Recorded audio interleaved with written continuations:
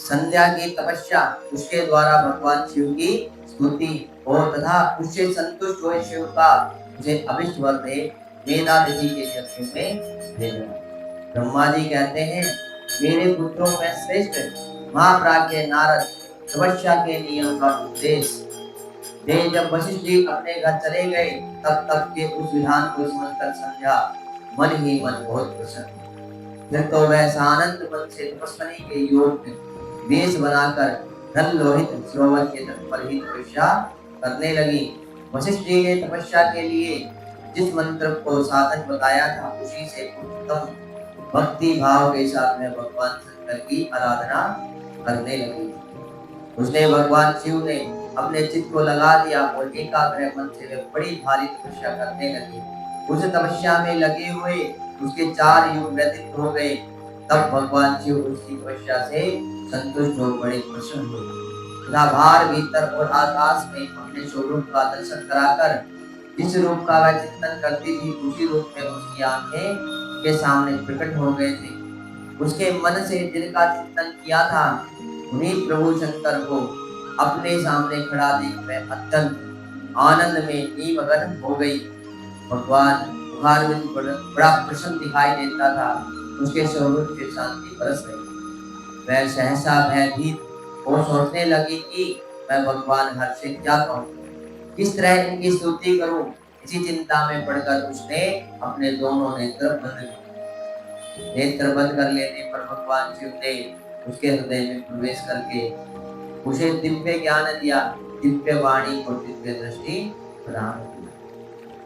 जब उसे दिव्य ज्ञान, दिव्य दृष्टि और दिव्य वाणी प्राप्त हो गई, तब वह कठिनाई से ज्ञात होने वाले जगदीश्वर शिव को प्रत्यक्ष देखकर उनकी स्तुति करने लगी। संध्या बोली, जो निराकार और ब्रह्म ज्ञान गम्य है, जो न तो स्थूल है और न सूक्ष्म है और न ऊंच ही है, और तथा जिनके स्वरूप का योगी जन अपने हृदय के भीतर चिंतन करते हैं, उन्हीं लोक सृष्टा आप भगवान शिव को नमस्कार है। जिन्हें सर्व कहते हैं, जो शांत स्वरूप, निर्मल, निर्विकार और ज्ञान गम्य है, जो अपने ही प्रकाश में स्थित हो प्रकाशित होते हैं, जिनमें विकार का अत्यंत अभाव है, जो आकाश मार्ग की भांति निर्गुण निराकार बताए गए हैं तथा जिनका रूप अज्ञान कार मार्ग से सर्वथा परे हैं, उन्हें नित्य प्रसन्न आप भगवान शिव को मैं प्रणाम करती हूँ। जिनका रूप एक अद्वितीय शुद्ध बिना माया के प्रकाशमान सच्चिदानंद में सहज निर्विकार नित्यानंद में सत्य ऐश्वर्य से युक्त प्रसन्न तथा लक्ष्मी को देने वाला है, उन आप भगवान शिव को मैं नमस्कार करती हूँ।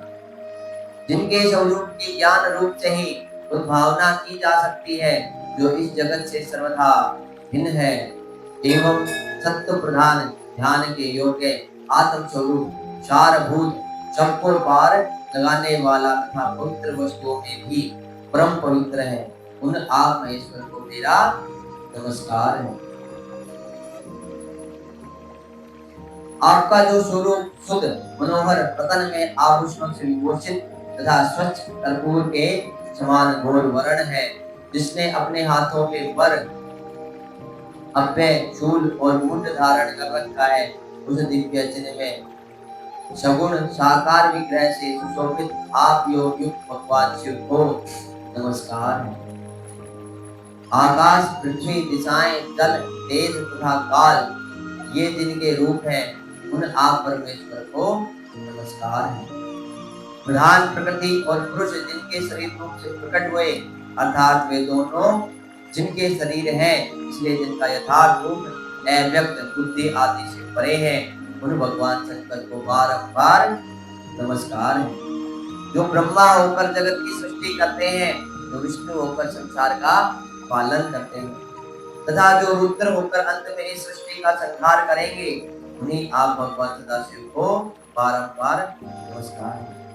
जो कारण के भी कारण है, दिव्य अमृत रूप ज्ञान तथा अणिमा आदि ऐश्वर्य प्रदान करने वाला है, समस्त लोकांतरों का वैभव देने वाले हैं, स्वयं प्रकाश रूप तथा प्रकृति से भी परे हैं, उन परमेश्वर शिव को नमस्कार है, नमस्कार है। यह जगत जिनसे भिन्न नहीं कहा जाता, जिनके चरणों से पृथ्वी तथा अन्य अंगों से संपूर्ण दिशाएं, सूर्य, चंद्रमा, कामदेव एवं अन्य देवता प्रकट हुए, और जिनकी नाभि से अंतरिक्ष का आविर्भाव हुआ है, कि आप भगवान शंकर को मेरा नमस्कार है। प्रभु, आप ही सबसे उत्कृष्ट परमात्मा है। आप ही नाना प्रकार की विद्याएं हैं। आप ही हर संहार करता है। आप ही सद ब्रह्मा तथा पर ब्रह्म है। आप सदा विचार में तत्पर रहते हैं, जिनका न आदि है, न मध्य है और न अंत ही है, जिनसे सारा जगत उत्पन्न हुआ था, जो मन और वाणी के विषय नहीं है, उन महादेव जी की स्तुति मैं कैसे कर सकूं। ब्रह्मा आदि देवता तथा तपस्या के धनी मुनि भी जिनके रूपों का वर्णन नहीं कर सकते, हे परमेश्वर का वर्णन, उन्हीं परमेश्वर का वर्णन अथवा सत्पथ में कैसे कर सकते। प्रभु, आप निर्गुण है, मैं मूढ़ स्त्री आपके गुणों को कैसे जान सकती हूँ। आपका रूप तो ऐसा है जिसे इंद्र सहित संपूर्ण देवता और असुर भी नहीं जानते। महेश्वर, आपको नमस्कार है। तपो में आपको नमस्कार है। देवेश्वर शंभु, मुझ पर प्रसन्न होइए, आपको बारंबार मेरा नमस्कार है। ब्रह्मा जी कहते हैं, नारद संध्या का यह स्तुतिपूर्ण वचन सुनकर उसके द्वारा भली भांति प्रसन्नित हुए। भक्तवत्सल परमेश्वर शंकर बहुत प्रसन्न हुए। उसका शरीर बलक्कल और मृगचर्म से ढका हुआ था। मस्तक पर पवित्र जटाजू की शोभा पा रहा था। उस समय पाले के मारे हुए कमल के समान उसकी कुंडलाए हुए मुंह को देखकर भगवान हर दया से गर्वित हो उससे इस प्रकार बोले। महेश्वर ने कहा, भद्रे, मैं तुम्हारी इस उत्तम तपस्या से बहुत प्रसन्न हूँ। शुद्ध बुद्धि वाली देवी, तुम्हारे इस पद से भी मुझे बड़ा संतोष प्राप्त हुआ। अतः इस समय अपनी इच्छा के अनुसार कोई वर मांगो, जिस वर से तुम्हें प्रयोजन हो तथा जो तुम्हारी मन में हो, उसे मैं यहाँ अवश्य पूर्ण करूंगा। तुम्हारा कल्याण हो। मैं तुम्हारे व्रत नियम से बहुत प्रसन्न हूँ। प्रसन्नचित्त महेश्वर का यह वचन सुनकर अत्यंत हर्ष भरी हुई संध्या उन्हें बारंबार प्रणाम करके बोली, महेश्वर, यदि आप मुझे प्रसन्नता पूर्वक वर देना चाहते हैं, यदि मैं वर पाने के योग्य हूँ, यदि पाप से शुद्ध हो गई हूँ तथा देव, यदि इस समय आप मेरी तपस्या से प्रसन्न हैं, तो मेरा मांगा हुआ यह पहला वर फल कीजिए। देवेश्वर, इस आकाश में पृथ्वी आदि किसी भी स्थान में जो प्राणी है, वे सब के सब जन्म लेते ही काम भाव से युक्त न हो जाए। नाथ, मेरी सकाम दृष्टि कहीं न पड़े और मेरे जो पति हो वे भी मेरे अत्यंत सुहृद हो। पति के अतिरिक्त जो भी पुरुष मुझे सकाम भाव से देखे, उसके पुरुषत्व का नाश हो जाए, वह तत्काल नपुंसक हो। ये बातें कौन कह रही? अरुंधति जी। अरुंधति जी से पहले जो उनका जन्म था,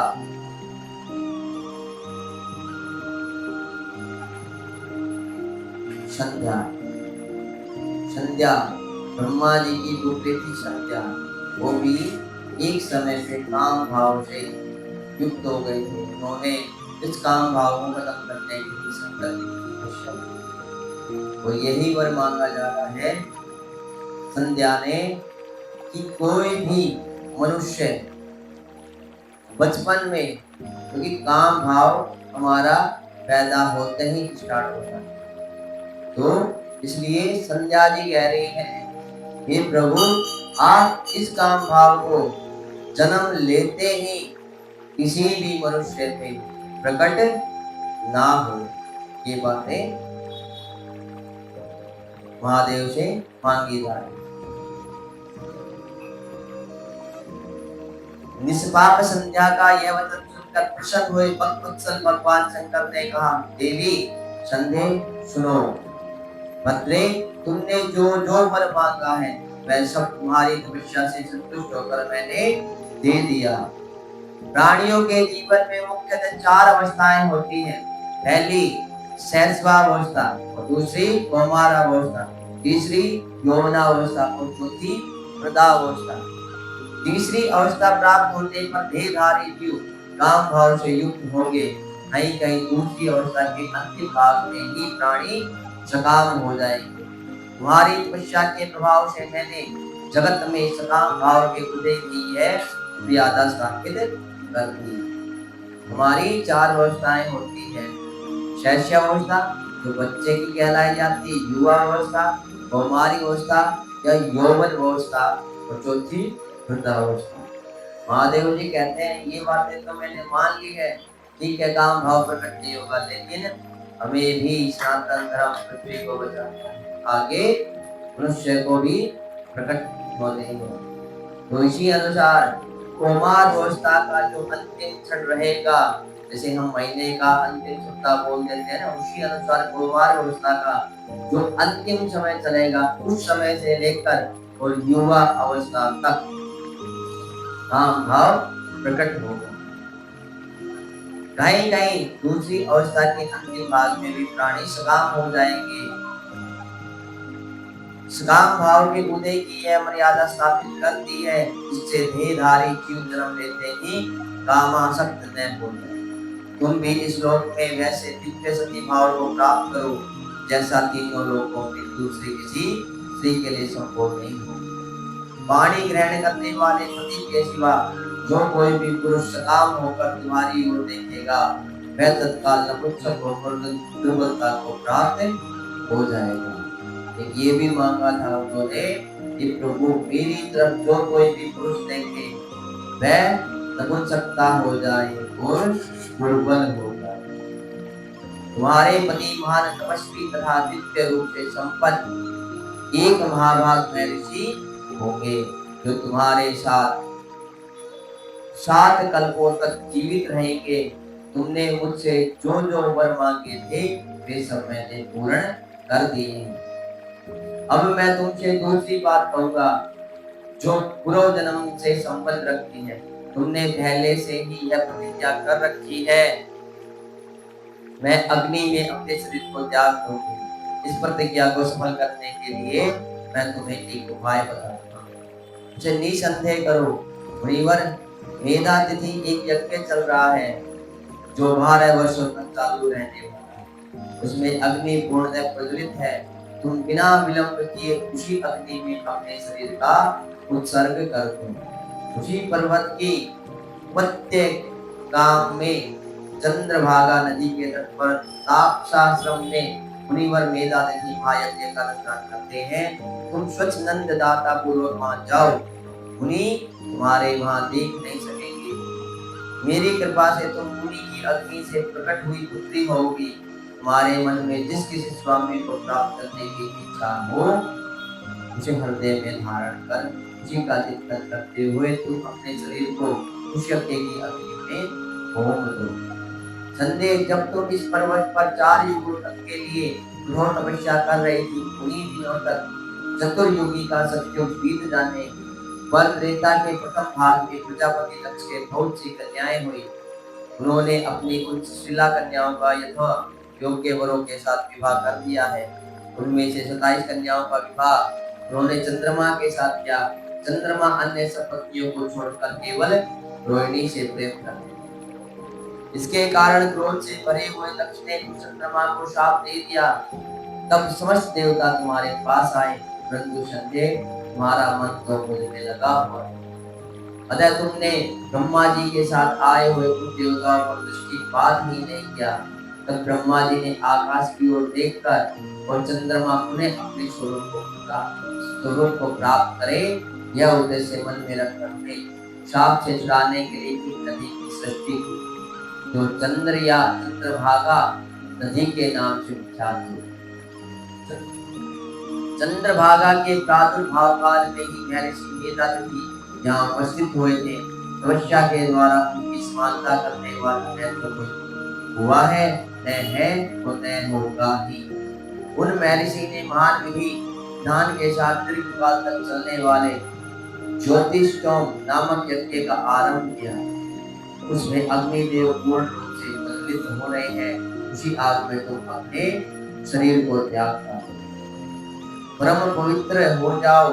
ऐसा करने से इस समय तुम्हारी यह प्रतिज्ञा पूर्ण हो जाए। इस प्रकार संध्या को उसके हित का उपदेश देकर देवेश्वर भगवान शिव वही अंतर्ध्यान हो गए।